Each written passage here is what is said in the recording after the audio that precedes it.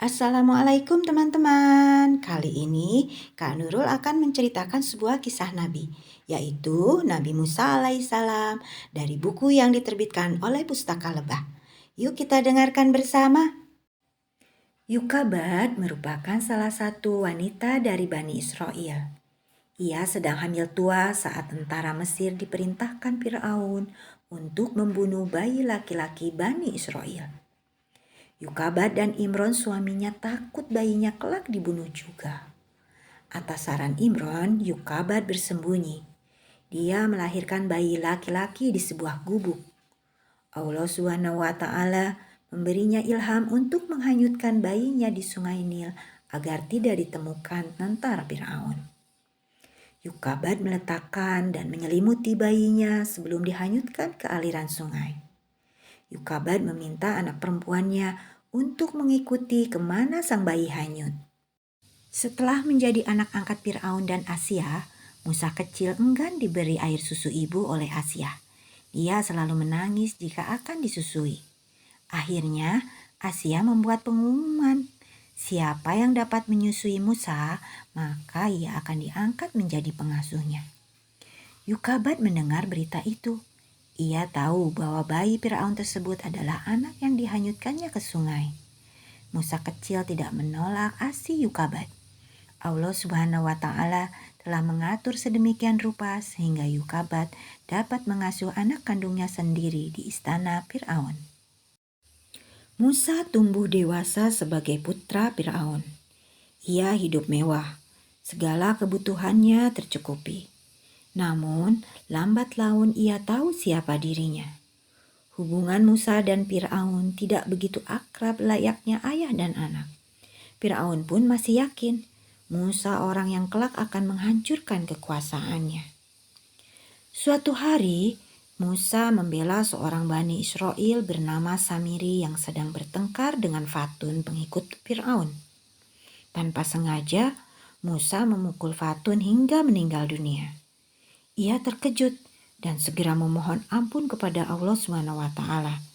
Ia hanya ingin melerai saja, bukan membunuh.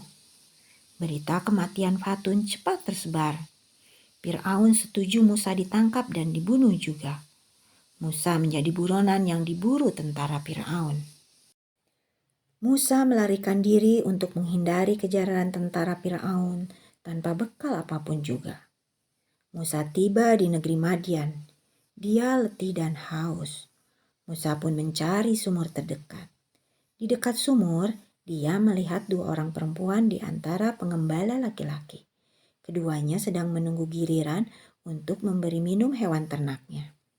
Musa menolong dua perempuan yang ternyata adalah putri Nabi Syuaib alaihissalam. Nabi Syuaib alaihissalam mengundang Musa mampir ke rumahnya. Musa menceritakan musibahnya. Salah satu putri Nabi Syuaib alaihissalam meminta agar Musa dapat bekerja pada Nabi Syuaib alaihissalam. Bukan hanya menyetujui, Nabi Syuaib alaihissalam juga ingin menikahkan anak gadisnya dengan Musa. Sebagai mahar pernikahannya, Musa harus bekerja pada Nabi Syuaib alaihissalam selama 8 tahun. Setelah menyelesaikan perjanjian kerjanya, Musa ingin kembali ke kampung halamannya. Bersama keluarganya, Musa menuju Mesir.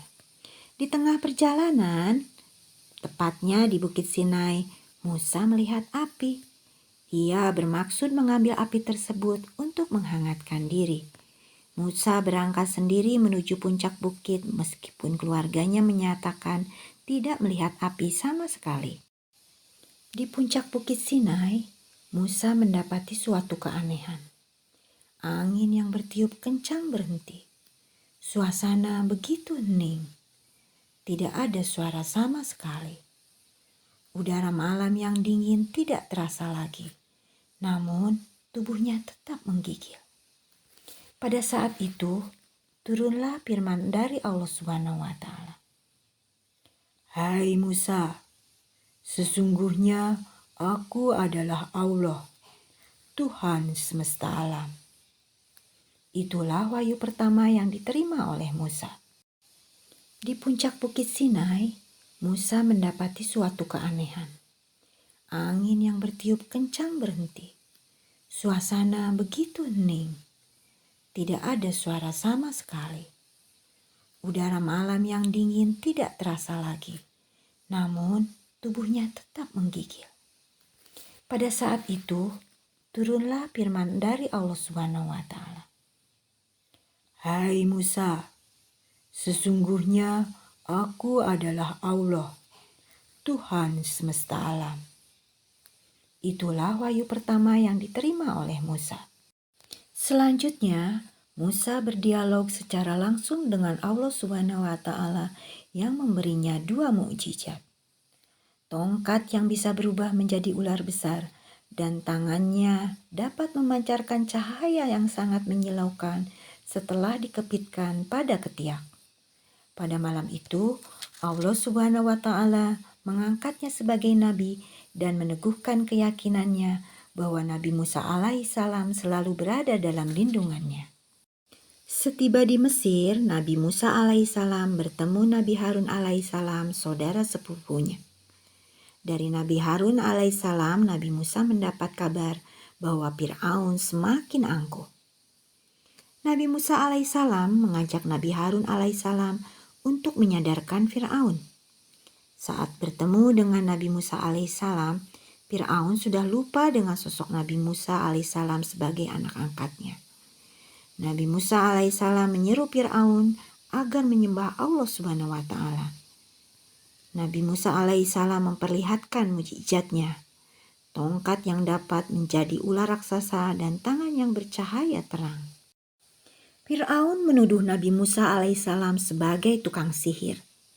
Mukjizatnya hanyalah tipuan atau sihir saja. Fir'aun menantang Nabi Musa alaihissalam untuk bertanding dengan ahli sihir paling hebat di lain waktu. Di depan ribuan orang, Nabi Musa alaihissalam berhadapan dengan tukang sihir Fir'aun. Para tukang sihir Fir'aun menciptakan ribuan ular dari tali. Nabi Musa alaihissalam melempar tongkatnya. Tongkat menjelma jadi ular besar yang melahap ular-ular ciptaan tukang sihir Fir'aun. Namun, Fir'aun tetap ingkar terhadap kebesaran Allah Subhanahu wa Ta'ala. Kemenangan Nabi Musa alaihissalam ketika menghadapi tukang sihir tak serta-merta menyadarkan Fir'aun. Ia malah makin congkak. Nabi Musa alaihissalam terpaksa meminta Allah Subhanahu wa Ta'ala mendatangkan bencana untuk menghukum Fir'aun. Allah Subhanahu wa Ta'ala mengabulkan permintaannya. Mesir pun dilanda musim panas yang berkepanjangan. Sekalinya hujan badai yang menerpa. Tapi setelah itu, Fir'aun pun tetap tak mau bertobat. Akhirnya Nabi Musa alaihissalam memutuskan membawa pengikutnya keluar dari Mesir.